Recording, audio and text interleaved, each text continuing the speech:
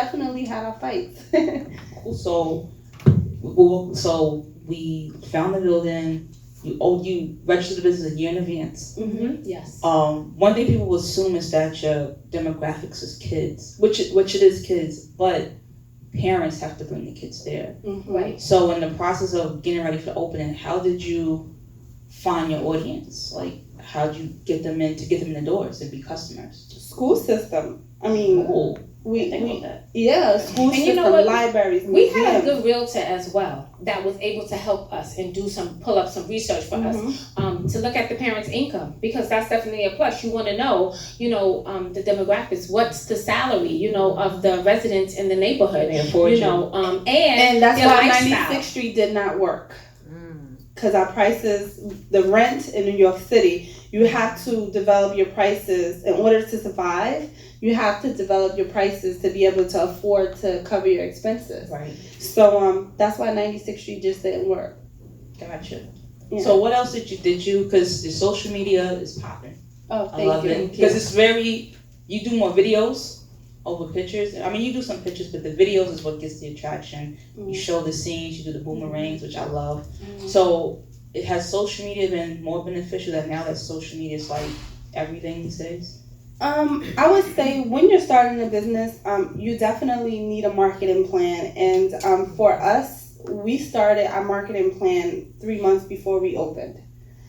So we got people excited about the brand. We hired a PR company. We worked with the PR so we can pretty much get exposure everywhere. Not just social media, but in magazines, the top bloggers, the influencers, getting all those people to visit your salon and then talk about it. So when we first opened, we had so much press. I mean, still to this day, we have a lot of press, but we've been in Parents Magazine. It was on Pics. That's how I learned about it years ago. Yeah, so I mean, we have New York Times, W11 came, Mr. G came. So just pretty much gathering all of our press and kind of using that as leverage. Right. I think that kind of builds our credibility. So for that, it's like figuring out what your niche is and using that marketing tool to get people to learn about you. Right. And make you credible, and having people really experience it. So people who actually visit the salon and wrote about us, they actually been there. Their children been there, so they was able to talk about something real. Right. Their real experience, just like you. So that's important to invite people to your salon and working with a PR team. Marketing is expensive, but it's very important. No, that's true. When it comes to like word of mouth, because I figure word of mouth may help more with sales. Has that been like a big factor? Yeah. Over everything else? Absolutely. Yeah. And when it comes to networking, because yes, you have the PR firm, but I know you guys have to get out there yourselves too. So how do you go about like picking the events? Is it more kid friendly or just how do you find the events that you can like give some tips? We never really do speaking engagements, so this is something new for us. We do a lot of partnerships with other brands that's related to children to kind of get us out there so parents can know about us. So this is something exciting, and we're really happy to be able to share our experience because it's real. It happened. There was hiccups along the way, but it exists and we made it happen. I wanted to ask, what was the biggest hurdle? I mean, you was $7,000 in debt before you opened, so that was a hurdle. But was there like a challenge that staffing? I was about to say that was my capital. No, people The don't hard capital work. is a major issue. How many employees you have to go through before you find the right one? Oh my gosh! I swear, our business manager every week will be like, "If y'all don't stop adding people onto this payroll and taking them off." Is that bad? And you see what happens is that for hair, for the salon, for hairstylists, they have to be licensed. And so what happens is we networked with salons, and people are so unprofessional in the school. They graduate with their cosmetology license. And I just remember being in college, and I remember business class 101. You have to interview. You have to wear a suit. You have to bring your Yes. resume. You have to speak professionally, and they don't Sell get that yourself. training at all. Now Out they the hand you door. their cell phone with their profile. Yeah, that's true. Or They here's my come Instagram, in you see? with crop tops on, no resume Wow. sometimes. I mean, it's unbelievable. You hear them speak, it's just like, it's just so And then unprofessional. people don't want to work. They want the money, but they don't want to work.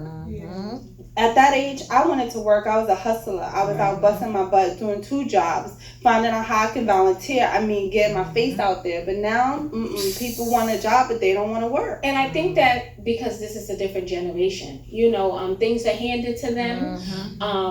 And music is these videos, what's on TV is influencing them. Yes. It's influential. And so, professionalism is like out the window, especially in this cosmetology field. And so with nails, we've been able to get away. You don't have to have everybody that's licensed, but ironically, what happens is, we started out trying to hire a more senior staff.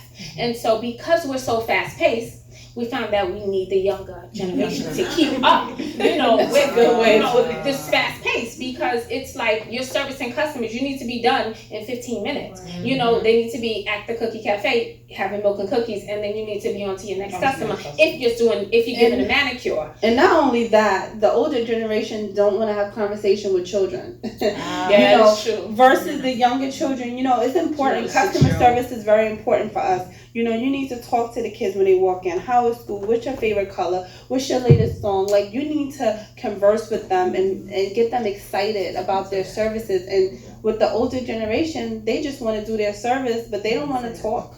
They don't want to say how you doing. Yeah. And also like with the what older design? generation, they're not into trends, so now some of the kids, they want these cool designs on their nails, so sometimes they're not into trends, trendy hairstyles, that's a big thing. When we have these press calls and these companies, these magazines, they want certain hairstyles and different looks. And so oftentimes if, the stylist is older, they're not into the trends, so they don't know the trendy looks. No, that makes sense a lot. If you don't know the trends, you're not speaking their language. But it's weird because staff is a very staffing is like ongoing issue. So beware. Yes, and two, you have to train them with customer service. I see you're recording right now, and you have such a beautiful smile. And you would say a smile, it doesn't cost anything to do it, but no one wants to smile. You are like pleading and begging your staff. It doesn't cost you anything to just smile. Be friendly. Find out what the kids like to do, what they're interested in. What do they do in school? Just simple questions. Right. And it's crazy because when they come to the interview, I'm great at customer service. I love smile. kids. Yeah, when they job start, it's like you be like, wait, hold on. I know we discussed this in the interview, and so it's like we gotta look at each other and say, let's just chop it now. Let's let it go. Yep. Sometimes that's what you have to do. Because everybody knows how to do a job at an interview until they get the job. When they get the job, That's